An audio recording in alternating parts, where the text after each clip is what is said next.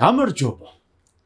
წერთ 38 გადაცემისა შედეგს მიღმა, ცოტა ტავტოლოგია იყო, მაგრამ არა უშავს და მაინც 38 გადაცემაზე გადავწყვიტეთ, რომ უნდა ჩავწეროთ გარეთ წვიმს, საშინელი ამინდია, აი ისეთი ამინდია, რომ უნდა დაჯდე, ხინკალი ჭამო, ლოდი დალიო და ფეხბურთზე ილაპარაკო. ხო და ამ სამში ყველაფერში ექსპერტი რო ეგეთი კაცი ყავს თუმრად. თუმცა ბედნიერება წამართვი შენ და კი, წაგართვი. ნიკა ტაბატაძე იგივე გამარჯობა, მოგესალმებით. ეს ზოგადად მომღიმარე ბიჭია, მაგრამ დღეს რა გუშინ ისეთი ამბავი იყო, ისეთი რაღაც მოხდა, რომ ცოტა ცხვირპირი ჩამოსტირეს. რა საერთოდ ჩამოდიდეს ცხვირპირი, რანაირად ჩამოდიდეს. თუ არ ჩამოგტირეს, მაშინ ყოილია გარდაიჯერეთ ხო? მაშინ მითხარი როგორ ხარ? გამარჯობა, მიხარია აქ ყოფნა. არა მიშავს, კარგად ვარ, ცოტა მეძინება, იმიტომ რომ ვერ მოასწრე გამეძინება, მაგრამ სხვა მხრივ ამინდიც მომწონს და ისიც რომ აქ რო ვარ. ძალიან კარგი. მაშინ თხოვნით უნდა დავიწყო. კი ბატონო. ფოფხა იყო ცოტა ხნის წინ. ხო, ვიცი რა. კი და ძალიან გაამართლა იმან რომ ფოფხა მთხოვა ხალხს რომ გამოიწერეთ ეს არხი. მე ვთხოვ, მაშინ ხალხს რომ თუ შეიძლება გამოიწერეთ ეს არხი, რადგან ფეხბურთი თუ გიყვართ, სხვანაირად აქ ვერ მოხდებოდა და ფეხბურთი თუ გიყვართ, მოგეწონებათ რაც საუბრობენ და თან ეს ვიდეოს დაალაიქეთ, მაგრამ ბონუს გულასაც ავიღეთ. აი, გამოცდილი კაცი რო. რეზიც აქ არის. ცოტა შორსტეთი და დამოვიწყდი. რეზიც ცუდ ხასიათზეა. აი კადრს უკან რო იკადგას, ეგეც საშინელ ხასიათზეა და ესეთ სამ ბარსას გაწმილებულ ფანში მოვხვდი. რადგან გუშინ ბარსელონამ წააგო პარის სენ-ჟერმენის U17 გუნდთან. 17 არის რა. 19, კაი, რა მნიშვნელობა აქვს? ბოლოს მოთამაშე რომ შემოვიდეს 47-45 ნომერი, მაგისი არსებობაც არ ვიცოდი. ჯანტუსი? რაღაცა ეგეთი, ხო. მეორე თამაში ითამაშეს? ხო, მეორე თამაში ითამაშა და მონჟუიკზე ბარსელონას მოუგო. ხო, როგორც ჩემპიონთა ლიგაზე უნდა ვისაუბროთ, მაგრამ ძირითადი საუბარი შეეხება ბარსელონას. ბარსა PSG მთავარი ამბავია. ბარსა PSG მთავარი ამბავია, იმიტომ რომ შარშან მახსოვს, როგორ ლანძღავდით შენს რომ რა გინდოდათ ფინალშიო. პოსტფაქტუმ ხო შენს ლანძღავდი შენ თავს. დრაგინო. პოსტფაქტუმ შენს უნდა გაგალანძღე შენ. ეხლა სამივესგან მივიღებ მადლობას, რომ არ შეხვდით იმ პარის სენ-ჟერმენს, რომელიც U19 არ იქნებოდა და ფორმის პიკში ყოფი დემბელე ეყოლებოდა, დუე ეყოლებოდა, დაცვაში მარკინიოსი, ნევეში იქნებოდა ცენტრში და აი ამ ტორტზე ესე ალუბლად ხვიჩა კვარაცხელია შეისრულებდა კიდე ჰეტრიკს. ანუ ფინალში მე მგონია რომ იქნებოდა PSG ფავორიტი. ფინალზე ნუ გადადიხარ. ალბათ 60-40, მაგრამ ანუ ისეთი სცენარი იყო, რომ გოლის რომ გაეშვა ფინალში ბარსელონას. ალბათ წინააღმდეგობას გაუწერდა ინტერისგან განსხვავებით, მომაც გოლი გაუშვა და ჩამოინგარა გადაღებას უხდა. ხო, თუთან მაგას ვაპარაკობთ, შესაძლოა ბარსას ოპტიმალური შემადგენლობით ყოფილიყო, იმიტომ რომ უშნელ თამაში მაგალითად მაგაზე ბევრს ჯერ არ ვლაპარაკობთ, მაგრამ ჩვენ ველაპარაკობთ, თუ თქვით, რომ ძალიან მნიშვნელოვანი იყო ჟუან გარსიას არ ყოფნა. ანუ ძალიან მნიშვნელოვანი ფაქტორი იყო, იმიტომ რომ არ არის მოხსენებულ ჩემი საქმე რა, ხო, ეგ არის, იმიტომ რომ თან შესნი აიღო ასაღები გულის მხოლოდ ჰაკიმის ჯარიმას, რაც უნდა აიღო და დანარჩენი მე მგონი განსაკუთრებული არაფერი ხო და ჟუან გარსია მან ხა ფუნდამენტურად მნიშვნელოვანი კაცი იქნებოდა, იმიტომ რომ ცოტა მეკარია, მიუხედავად ამ ფეხბურთის ტრანსფორმაციის პირობებში, როცა ყველას მოეთხოვება ფეხით თამაში, ამ პოზიციის მოთამაშე ცოტა აიზეთ, ვიდრე ჟუან გარსიასთან ერთად თამაშობდა.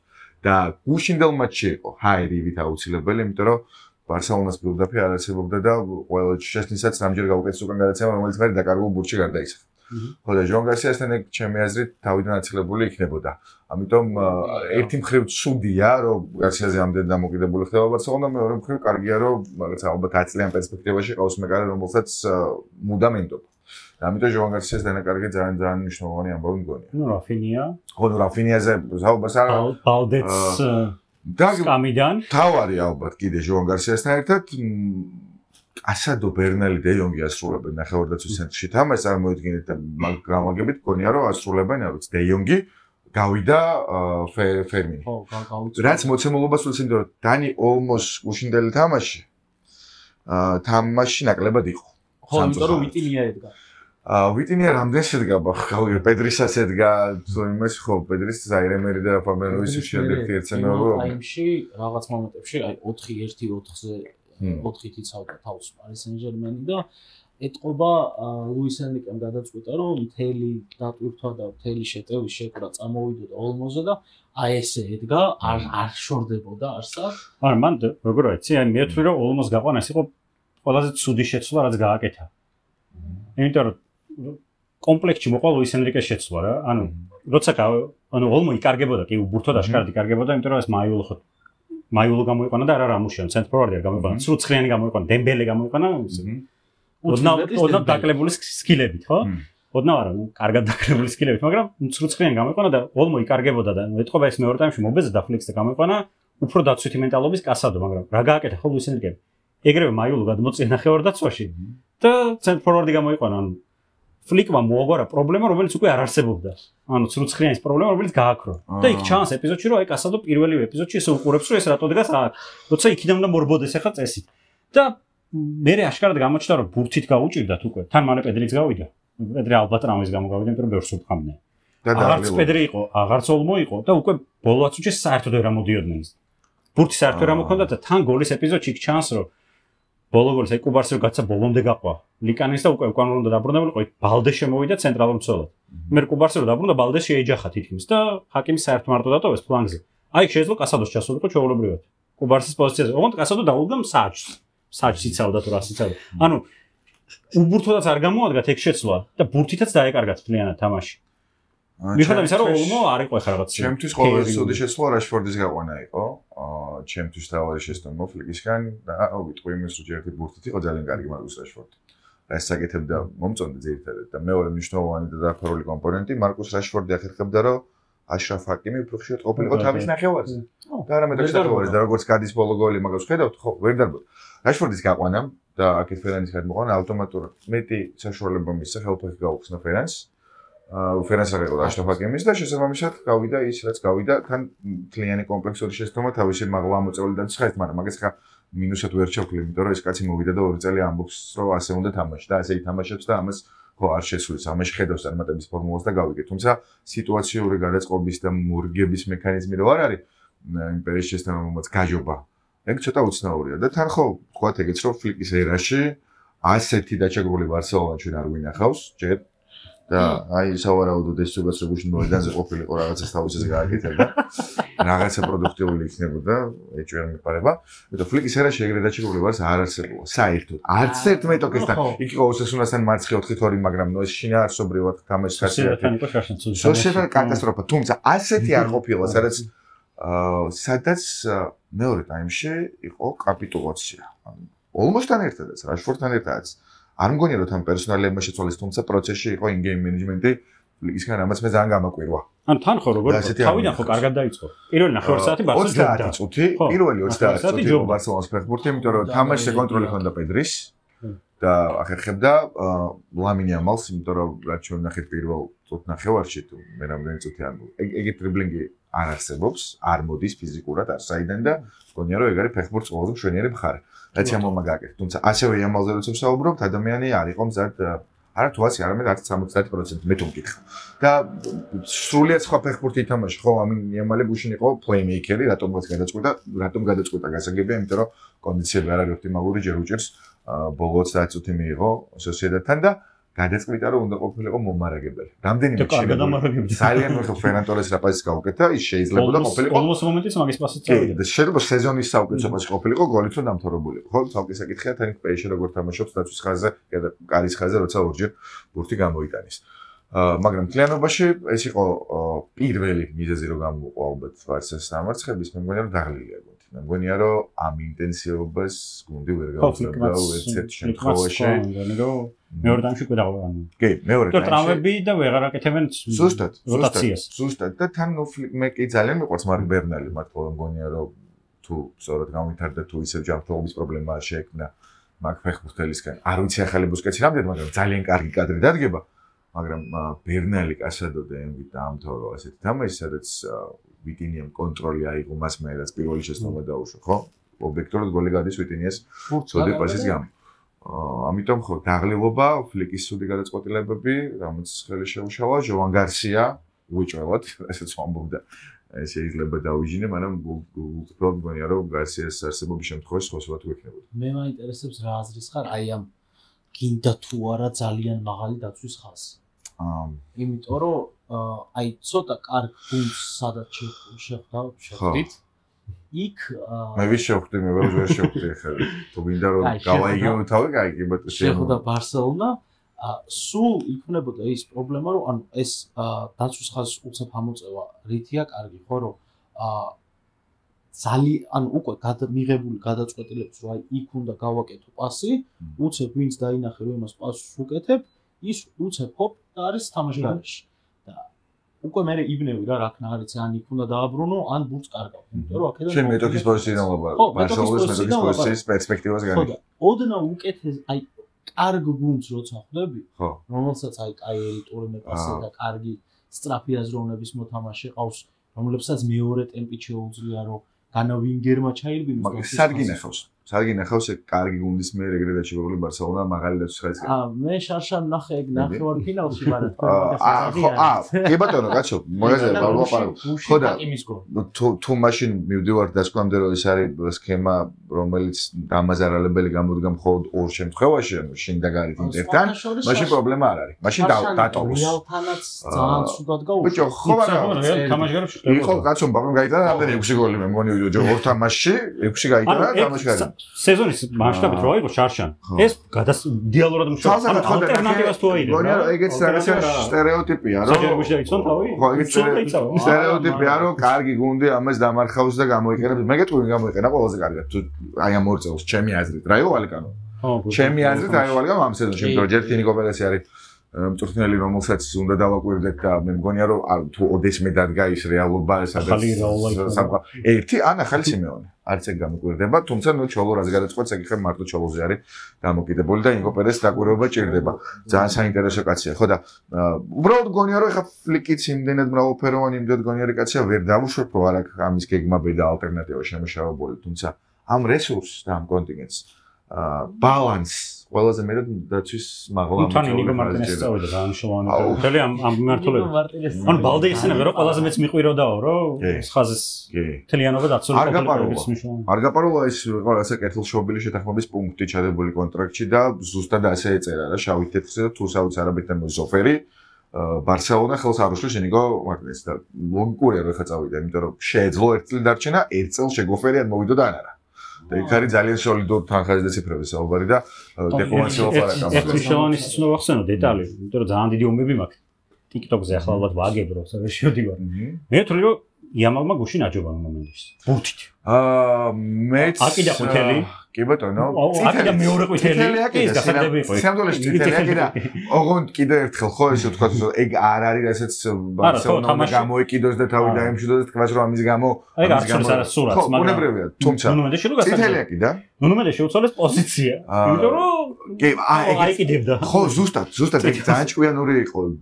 გუსერკეს ხარ აი როგორ უნდა თქვა რომ ძალიან ჭკვიანური იყო რა თქმა უნდა ჭკვიანური იყო მაგრამ როგორ შეიძლება რომ უშეცდომოდ გათვალოს ამ ადამიანმა გუსერკეზე მე რო ველაპარაკოთ და ისე ამ დისკუსიაში რას ფიქრობ შენ აჯობა და პლუს პასები რომელსაც აკეთებდა იყო დრიბლინგები რომელსაც ანუ იამალ ჩემი გრა მარწმენით 50%-ით მზად ყოფილა მინიამ ხო ანუ საუბრობთ მაგაზე რომ იამალი საკუთარ თავის 50%. აჩერებს ყველა ვინგერს მაგრამ გუშინ იამალი ვერ გააჩერა მე ჩემი ვერ გააჩერა გააჩერა ვერა მაგრამ რაღაც მომენტებში ნუ რაღაც მომენტებში არ ახლა დრიბლინგზე რომ მიდის ფეხბურთელი 100%-იანი კონვერშენი არა დრიბლინგზე არ არის ხო რაღაც დრიბლინგი უხუჭდება მაგრამ ცოლსაც არ ექნება 100%-იანი სადღაც ვიღაც უნდა დააზღვიოს ხო არა გუშინ ანუ ისე იყო რომ ანუ რამდენიმე ცალსახასაგოლე მომენტი შეიქმნა ბარსამ თამაში წააგოთ რომ მომენტებით არ წაუგია მომენტები ალბათ თანაბრად იყო მართლა ორჯერ გამოიყენეს კარიდან ბურთი ხაზიდან ჰაკიმი მოწმდა და პლუს ანუ ბევრი მსაჯი ნუმენდეს გაა ხო რა თქმა უნდა ოლივერმა არ უცი ვერ გაბედა არ გადაწყვიტა არა და თან ჩანდა რომ იამალი რამდენად გონიერია ხო ეს საფეხბურთო შმაკობა ძალიან საჭირო არა პირველივე ტაიმიდან ეგ კამპანია დაიწყო და მუშაობდა მენდეშის გასაწითლებლად და ხო შესაძლოა მაგრამ ძალიან ლოგიკური ძალიან პრაგმატული სვლა არის და იქ გამოიმუშავა იმ მომენტში და იმ წერტილში ეგ წითელი ბარათი უნდა ყოფილიყო თუმცა არ გამოვიდა მაგრამ ნუ მენდეში ნუ ბურთით არის არა ტანკი რომელიც თან კომბინირებს არა მე მგონია რომ შეიძლება სიგიჟე ვთქვა წლების მერე ძალიან სასაცილო ჭერს მაგრამ შეიძლება ამ პოზიციის ისტორიაში ცოლს და გახდეს ყველაზე მაგარი ვის ამ პოზიციაზე უთამაშე მესმის რობერტო კარლოსის და მარსელოსი და ამორში მე მარსელო უფრო ვარ, იმიტომ რომ მარსელო ძალიან მიყვარს. მალდინის რომ მარცხენა მცველად ვიღებთ, ეგრე არ არის. სხვა ეპოქა იყო. მალდინის ნაკლებ. ნუ მენდეში მალდინი რო თამაშობდა იქ, უნდა ჩავთვალო. ცოტა მაინც ხო აქ ნათამაშები. კაი, მალდინი ჩემი ყველა სიმბოლური წევრი არის. ამშოროთ მარცხენა მცველად თუ ცენტრალურად არ ვიცი, მაგრამ მაინც, იმიტომ რომ ძალიან თანაბარი რაოდენობის თამაშები. ნუ მენდეში ანომალია არის მართლა. არ მჯერა უბრალოდ ვერ ხვდები. თან ანომალიაა და თან გასაკვირია რომ ბარსელონას არც ოდნავ არ შეუძლია და გასაკვირია როგორ დატოვა ის სივრცეები რაც მაგალითად პირველი გოლის არის ან რატომ არ ჯარიმდება იქ უნდა დადიოდა სულ ზემოთ და კედლით გადიოდნენ და ნუ მე უკვე ხო ან როგორ არიღებს გასია გადმოდიოდა ფლანგზე და რაღაც აი ცენტრში დატოვეს მე მაგრამ ოლმო როგორ არიღებს ჯარიმას მაგალითად მაგ ეპიზოდში ასევე რაც ნუ პრობლემური არის იმიტომ რომ ხანდახან გადაწყვეტილებების გჭირდება რომ კი აღიარო დამარცხება რომ გაგასწრო და ჯარიმა აიღო და მე ეს აღარ ხდება ალბათ. დეიუნგმა რაცა პირველ რიგში ეგ ყველაზე ნაკლებად იყო მე მგონი მან აუცილებლობა იმისი რომ მოდი წავაქციოთ. ხო, დევი შეიძლებოდა გაიგდოთ ასევე. ეგეც ვთქვათ, იმიტომ რომ თუ მენდეშის წითელზე ვლაპარაკობთ, ის უფრო გამოკვეთილია მე თუ მითხრა ყვითელი ბარათი. აქ პირდაპირ წითელზე. საუბრობ აი ასე კაცვებით უკან ტერფთან ახლოს კოჩთან ძალიან საშიშია. რაც გააკეთა. მაგრამ ნუ ეგ მაინც განზრახვა არ იყო, განზრახვა იყო რომ მოდი ჩავშალო შეტევა და ნუ ყვითელი არა გადააჭარბა მე მაგრამ შეიძლება ხმლით ჩავხდა ეგრე ადამიანს და განზრახვა ეგერთი. კიდე რაღაცა სკრინებს ყრიდი შენ ჩატში და ხო ანუ დამჩენი ჩანსი მარსელამ რაღაც რიტმიც ვერ იპოვა თამაშის და პრესინგის სქემა რომელიც მეორე ტაიმში წამოვიდა პერსონალური აი ვეღარ გადადიოდნენ ვეღარ ეს გეტყვი ეგ პრესინგი ბარსელონა ვერ გადაახა ატალანტასთან ვინც თამაშობს ინდივიდუალურ მენ მარკინგს ვინც მაგას აკეთებს და იქ თამაშინა უკან ზრაღა იყო და მონჟუიკს ედესონმა რო გაიტანა ზუსტად მაგით გამოც გაიო ყველასთან უჭირს ვინც აი ამ ბიელსას მენ მარკინგს ეკენებს ტრენდია უკვე ფეხბურთში ანუ პრესინგი ავიდა უკვე სიმაღლეზე რომ თუ თქვა რაღაც 5 წლის წინ ამოდით რომ ნუ აი 50-50-ზე პრესინგი დაამარცხებს თუ ბილდაპი უკვე არის რაღაც 90-10-ზე შეიძლება პრესინგი უკვე ძირითადად ამარცხებს ინდონეზიაწიეს როცა ბილდაპი ვეღარ ეწევა უკვე რაც არ უნდა დახვეწილი ბილდაპი ქონდეს გუში სპეციალურად ხო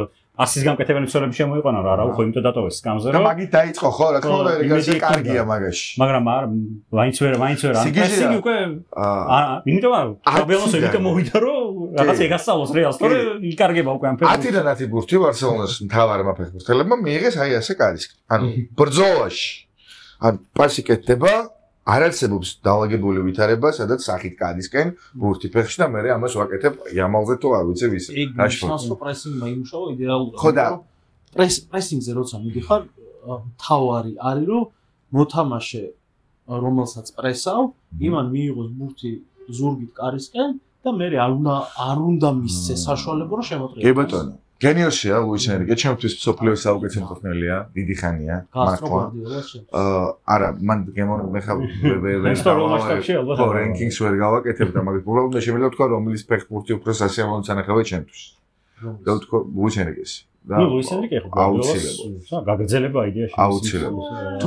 თუმცა უფრო მეტი თავისუფლებით ადამიანს უფრო მეტი როტაციით და უფრო მეტი რაც მნიშვნელოვანია გვარდიოლას თითქმის ამოღებული აქვს ეს შემოქმედებითობა თავის ფეხბურთელებში რატომღაც თუმცა ლუის ენრიკეს პირიქით რა ძალიან დიდი დოზით აქვს და ყვარეს დემბელეს დუეს მაგალითზე ამას ძალიან კარგად ხედავთ და გუშინ რაც გააკეთა ანუ ადამიანს არ დაუშვეს შეცდომა თუნდაც ნუ მენდეშის მერე გავინგერება როცა ბარათის საფრთხე გაჩნდა თუნდაც კანილის მოედანზე გამოყვანა გონსალო რამოსი ძალიან გონსალო რამოსი რა მომენტში გამოდის არ ქონდა არც ერთი ანერვიულებული ან ზედმეტი გადაწყვეტილება და მთავარი რაც მე მაოცებს და მაგიჟებს რომ ამ ადამიანისთვის არ აქვს მნიშვნელობა ვინ დაიწყებს თამაშს ერთად ანუ ფიგურები კი ცხადია რაღაც როლს თამაშობენ და გიждდება ხუჭა კვარაცხელიას და ძალიან გვახარებს ჩვენ და ნუ კვარა იმდენად ჭკვიანია რომ უჩერგე საყვარელი ფეხბურთელია უკვე დამსახურებულად მაგრამ ამის სისტემა და სტრუქტურა ისეთი მყარია რომ ჯანტო იდგება მაიუ ბაიე თუ ვინმე სხვა დიდი მნიშვნელობა არ აქვს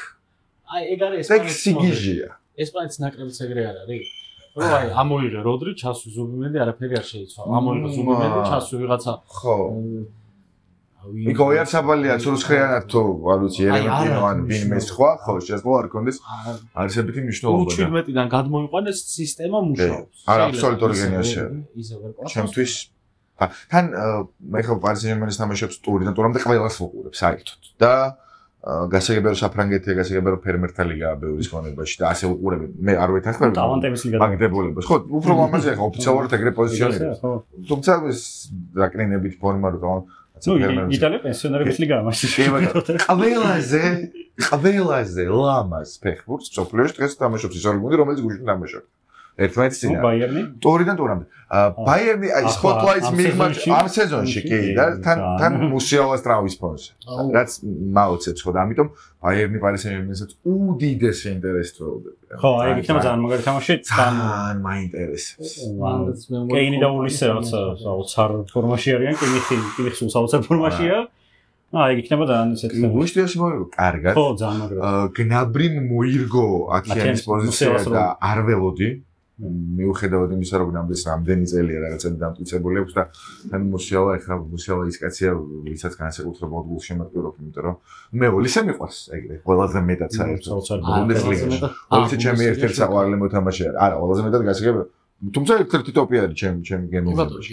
და ძალიან მაინტერესებს თან არავის არ გავს, რაღაც ჯარისკაცივით რომ რაღაც მაღალი, გამხდარი, რაღაც უცნაურად რომ მოძრაობს. ვერ მიპოვით ფეხბურთელს, ვერ მომიძებნი, რომლის სტილსაც მიამძგებს, რომ აი რაღა იყოს იამალეშოში. ოლისი აი ამას თამაშობს. იამალზე და დუეზე და ბევრ სხვაზე მეტყვი, იმიტომ რომ ხალხი ნეიმარის შთაგონებით არის და მოდიან და ამბობენ, რომ ამან გვასწავლა და ამის გამო გვინდა ფეხბურთი და ოღონდ ამას და მანახი ადამიანი ვისაც გავს. ანუ რა მანერა აქვს, ან როგორ მოძრაობს. გეტყვი ვისაც გავს. ვის? აღა მე ძალიან მაგონებს ვიზუალურად მარიო მელხიოც აბა ებერეჩი ეზეს ებერეჩი ეზე კაცო საბუთო მეგობარი არის და მეგონი ნათესავიც არის თუ რაღაც არ ვიცი მართლა აი თავს ვერ დავდებ მაგრამ მგონი ნათეს ჩემ წარმოდგენაში ნათესავები არ გავს მიუხედავად იმისა რომ ერთად თამაშობდნენ კაცო ეზე და ერთად ისწავლეს ხო და არა ჩემს არავის არ გავს მაგრამ აი იქნება მეორე ტოპ თამაშია მეინ როდის არის და იქ თამაში არ მახსოვს მაგრამ ძალიან ველოდები ხო, ეს ბარსელონაზე ძალიან გავერთეთ და მიქოლტაძის გოლი თუ ნახე. როგორ არ ვნახე? აბარას ნახე.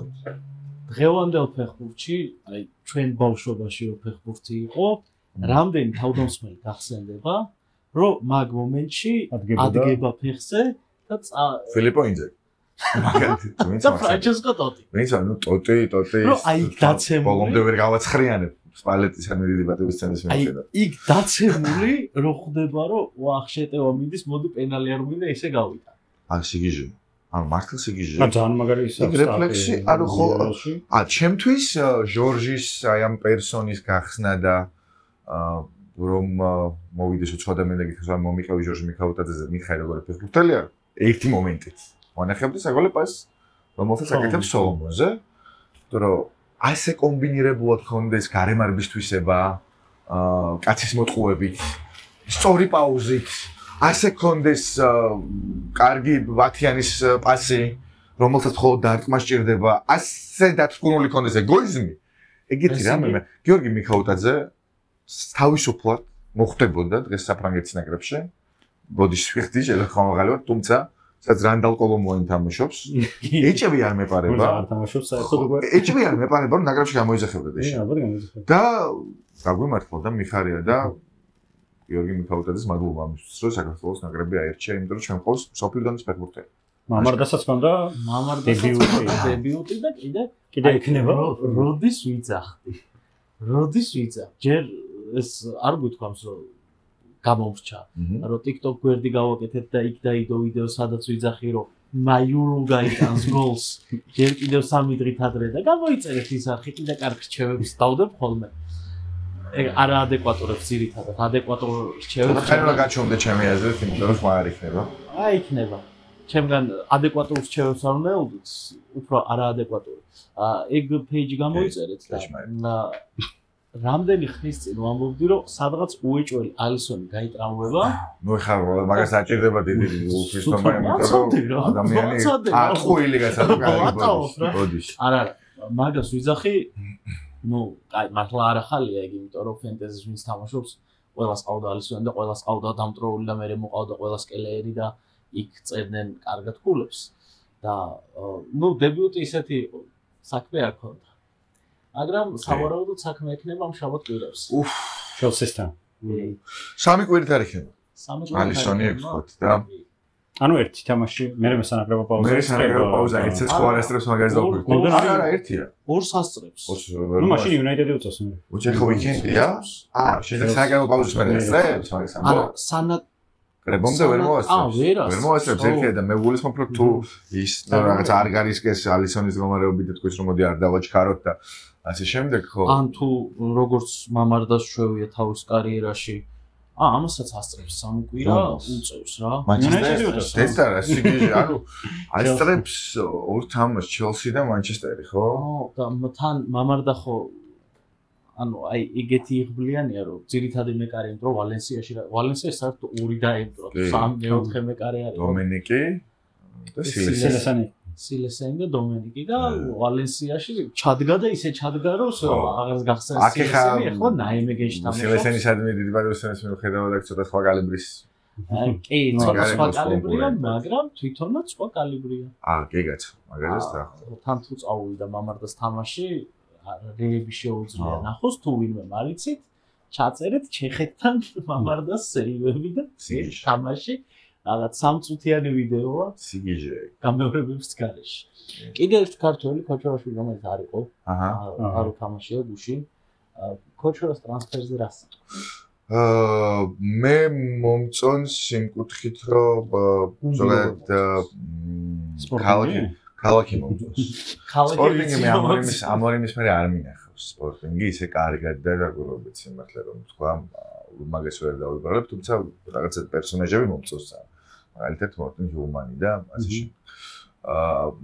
რაც მომწონს არის რომ კოჩორას აქ რაღაც დამსახურებული პროგრესი კარიერაში იმიტომ რომ რაოდენ კარგიც არ უნდა იყოს ლიგაში თამაში ლევანტის მაისურით ახალ დონეზე გადასვლა პრემიერა ლიგა და ჩემპიონობის ერთ-ერთ თავად პრეტენდენტში თამაში და ჩემპიონთა ლიგა ამის ფონზე.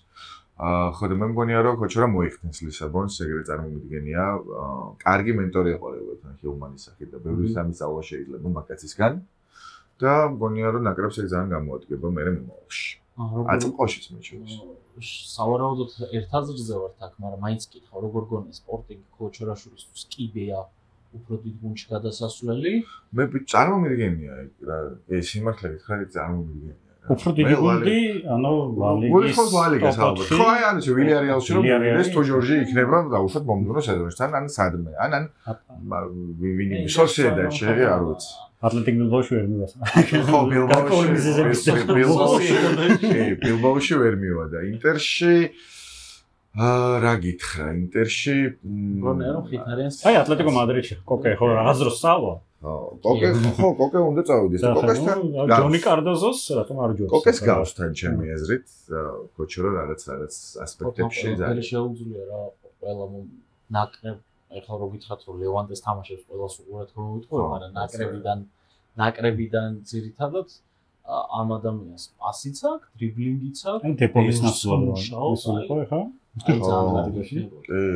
არა, კოჩორასთან პროგრესი მოვიდებით, ანუ ლიგაში რომ დაბრუნდეს აქ, მაგას ყვი, მაგრამ ჯერ იქ გვაქვს საწორი და აქ გვაქვს გულშემატკივრა და აქ უნდა დადგეს მყარად და ეგეც ძალიან მნიშვნელოვანი იქნება, იმიტომ რომ პორტუგალიის პრემიერა ლიგა ჩემი აზრით არის მე-6 ლიგა.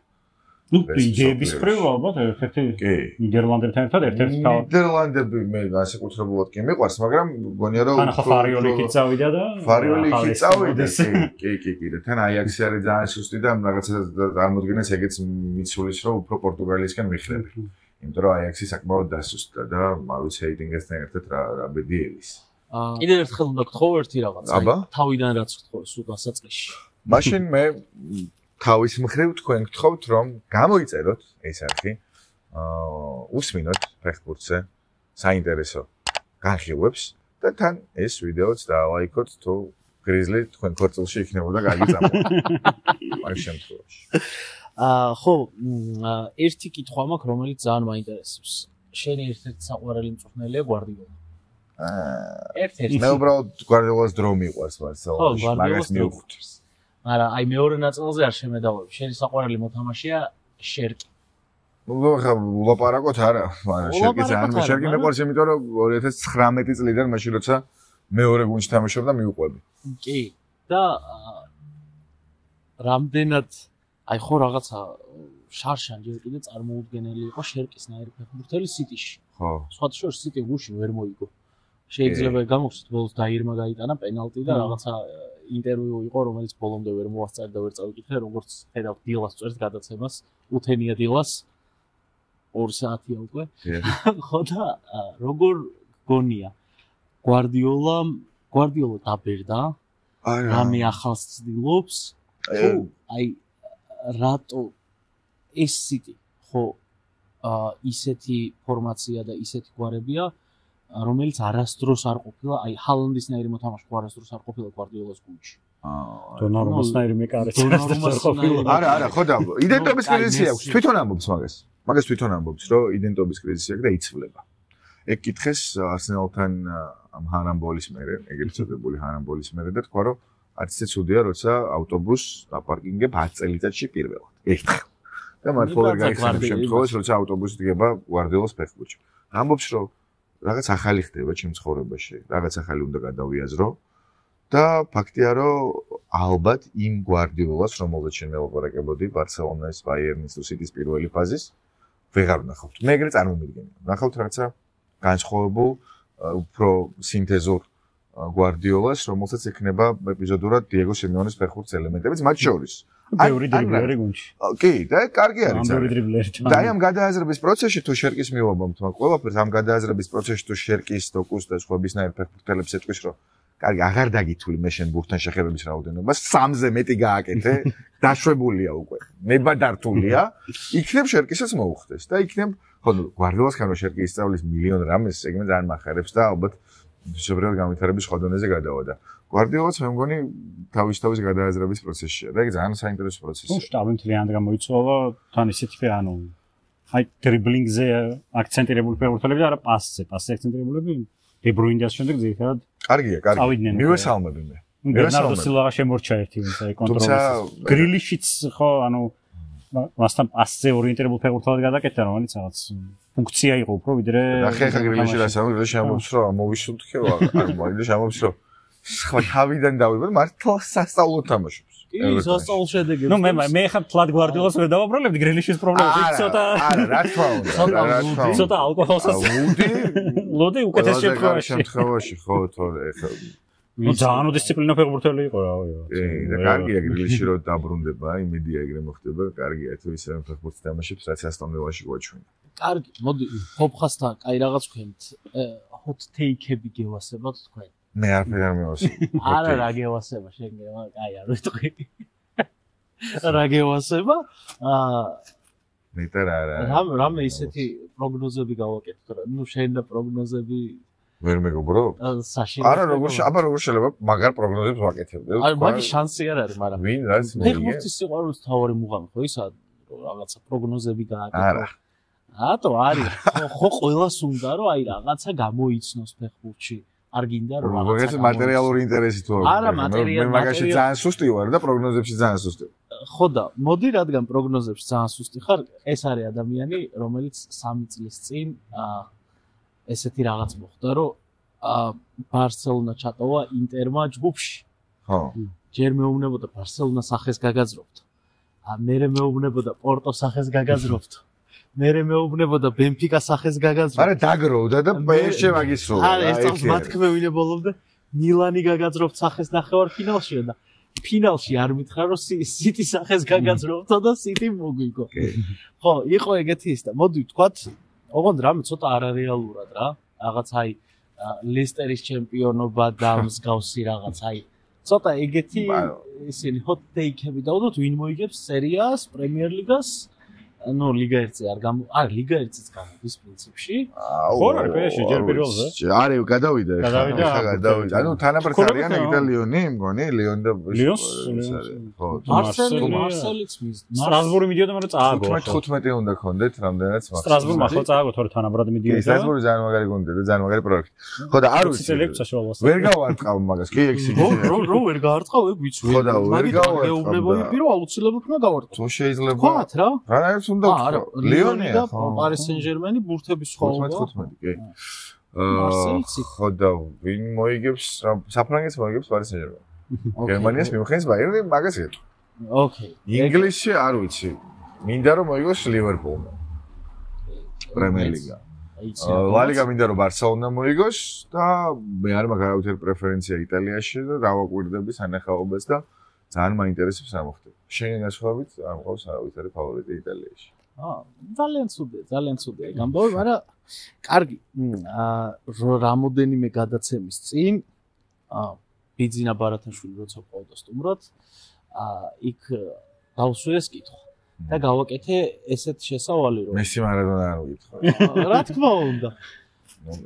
კიდე ერთი ამბავი, ჩემს კადრს იქით ძმაკაცობთ და არის ერთი თემა, რომელზეც ხოცავთ ერთმანეთს. მე არ ხოცავ საერთოდ, მე ვიდეო. შენ ძირითადად ხოცავ, მაგრამ როგორც კი კამერა ერთვება, მე მეთანხმები.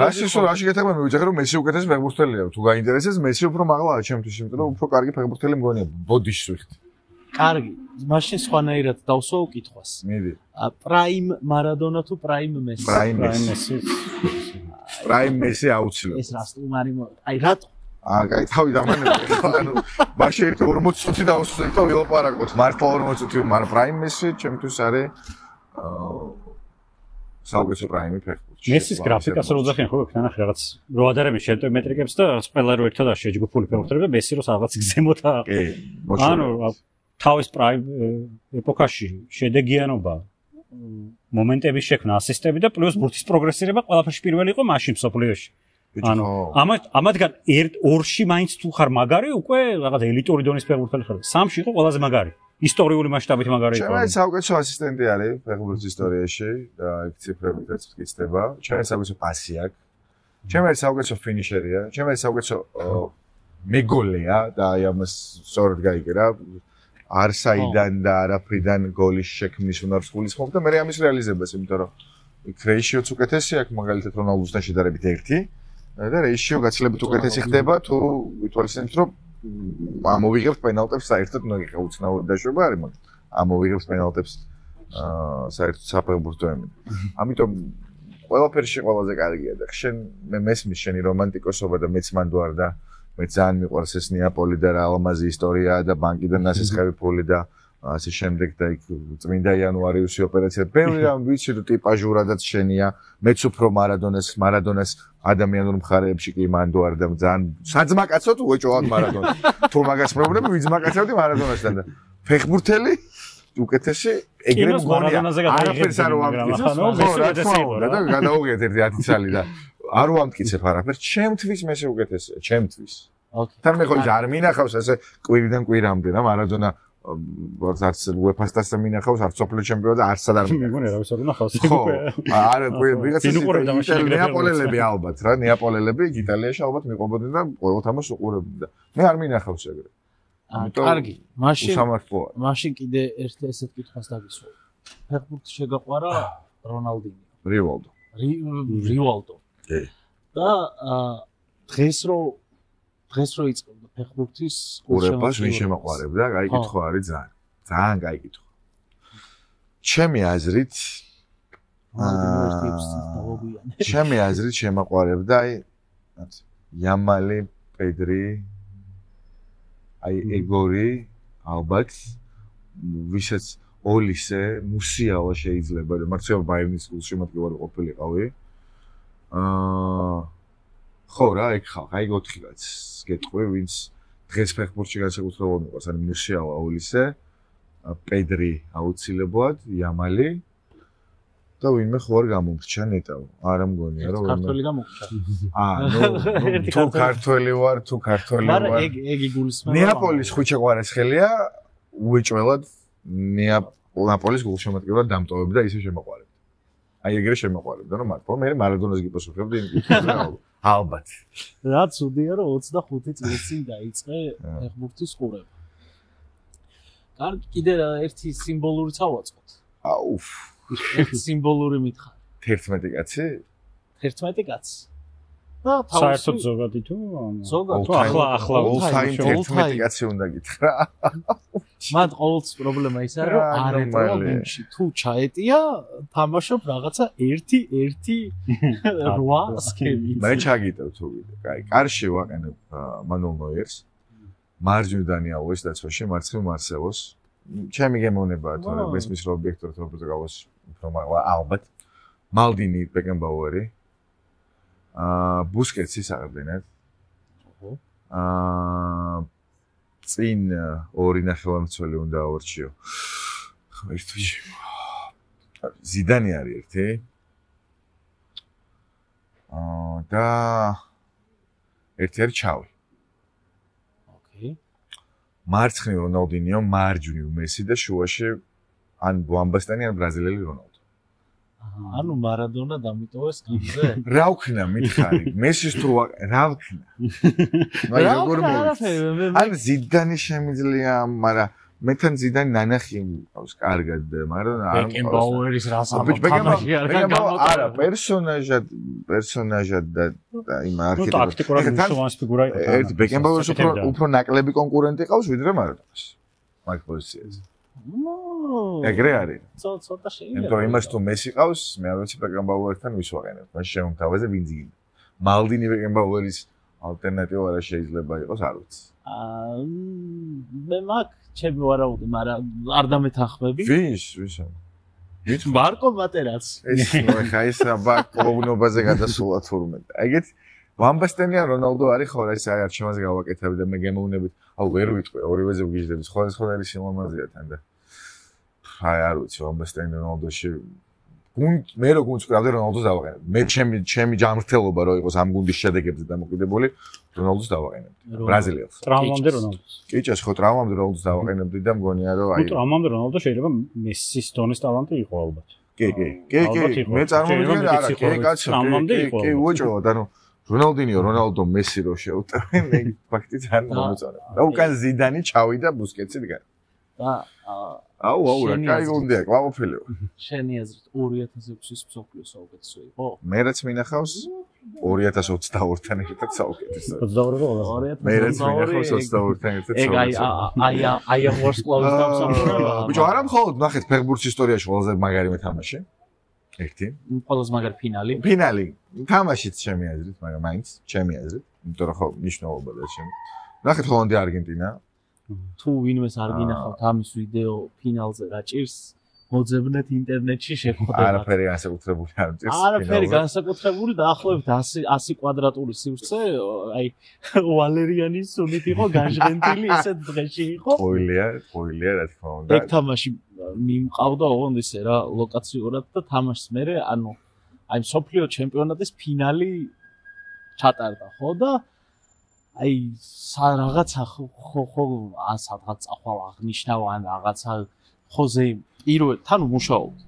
პირველი რაც ვქენი წავედი რომ ეს მაინტერესებდა რა დღეში იყო. გახსოვს რომ მოვედი. კი როგორ არ მახსოვს კაცო, პაცაში მოხვედი შენ აქვე აჩოს რეკლამაც გავაკეთე. აჩოს რეკლამაც გავაკეთოთ კი პაცაში და აი ზუსტად პაცაში იდგა ეს ვალერიანის სონი და ეგ ვიდეო ნახეთ ფინალზე არანაკლებ სანახავი ვიდეოა.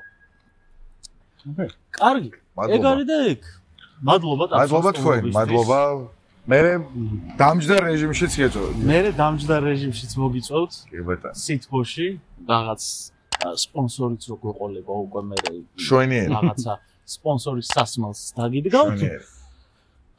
ჩემპიონთა ლიგაზე ეს იყო ესეთი უცხო გადაცემა. ჩავწერეთ, მაგრამ ტრადიციულად დავამთავროთ, ითამაშეთ ფეხბურთი, უყუროთ ფეხბურთს და რაც თავარია, გიყვარდეთ ფეხბურთი. კარგად, მადლობა დიდი.